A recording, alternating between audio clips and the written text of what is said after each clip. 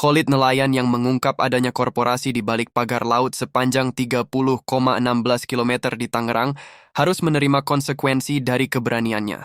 Khalid mengaku sering menerima intimidasi dari pihak-pihak yang tidak diketahui keberadaannya. Misalnya, dia bilang udahlah nggak usah ngurusi hal-hal itu urusan orang gede. Orang kecil nggak boleh ikut-ikutan, ungkap Khalid dikutip dari tayangan Fakta TV One pada Senin 20 Januari lalu. Tak hanya secara langsung, Khalid juga kerap menerima ancaman melalui telepon. Khalid mengurai kejadian ketika dia menerima telepon dari orang yang tidak dikenalnya. Saat tanya, dengan siapa nih? Katanya, nggak perlu kenal. Ya udah saya mau bilang, kamu nggak usah macem-macem ngomong pagar laut, urusan pengurukan tanah, dan sebagainya.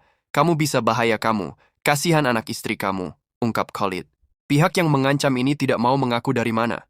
Saat dia menelpon balik, ternyata nomornya sudah tidak aktif.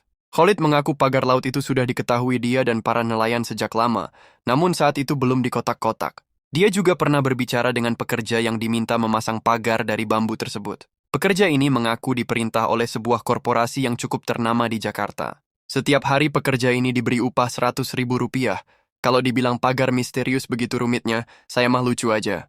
Khalid membantah pagar laut ini sengaja dibuat nelayan untuk mengatasi abrasi. Menurutnya, alasan itu tidak masuk akal karena untuk membuat pagar laut sepanjang 30 km itu membutuhkan dana miliaran rupiah.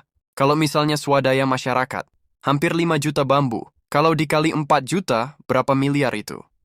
Tidak masuk kalau dilakukan nelayan? Tegasnya. Seharusnya negara cepat hadir dengan fakta-fakta ini. Apalagi pihaknya juga sudah melaporkan hal ini ke DKP Provinsi dan mereka mengaku sudah tahu dan sudah menyidaknya. Namun baru-baru ini saja hal ini ramai dan ditindaklanjuti. Kok ini seperti negara sudah dicaplok korporasi? Takut amat gitu. Udah jelas ini adalah pelanggaran, kok masih disegel-segel. Nelayan salah sedikit aja di laut udah ditangkap.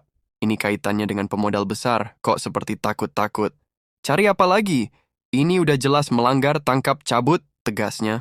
Diakui Khalid, dia begitu marah dan emosi karena tidak ingin dikelola oleh korporasi-korporasi. Kalau dikelola korporasi sampai kiamat, kita akan miskin terus. Khalid bahkan siap memimpin masyarakat Banten untuk melawan korporasi tersebut.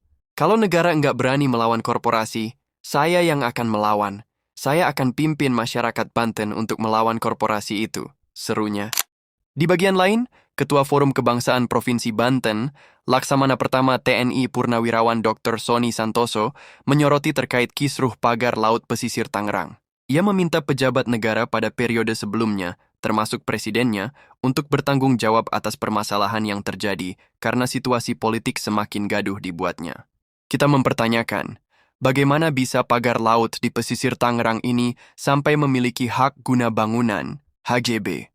Hal ini sangat mengkhawatirkan, karena wilayah pesisir adalah bagian strategis yang semestinya dilindungi untuk kepentingan umum dan lingkungan hidup. Pejabat terdahulu yang terkait harus bertanggung jawab atas kegaduhan ini, ujar Sony Santoso dalam keterangannya, Senin 20 Januari 2025. Menurutnya, permasalahan ini menunjukkan adanya kelemahan dalam tata kelola dan pengelolaan wilayah kedaulatan negara yang seharusnya tidak boleh terjadi. Kami meminta klarifikasi dan pertanggungjawaban dari pejabat yang berwenang pada saat itu. Ini bukan hanya soal administratif, tetapi juga menyangkut kepentingan rakyat dan kedaulatan negara, tegasnya.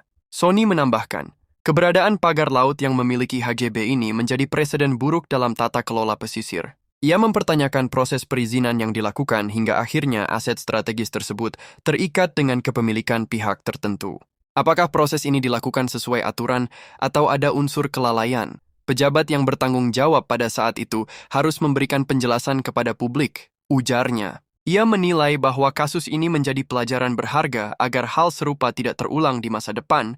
Pelakunya siapapun itu dan posisi apapun jabatannya termasuk menteri maupun presiden harus bertanggung jawab. Kami berharap pemerintah saat ini mengambil langkah tegas untuk menyelesaikan masalah ini.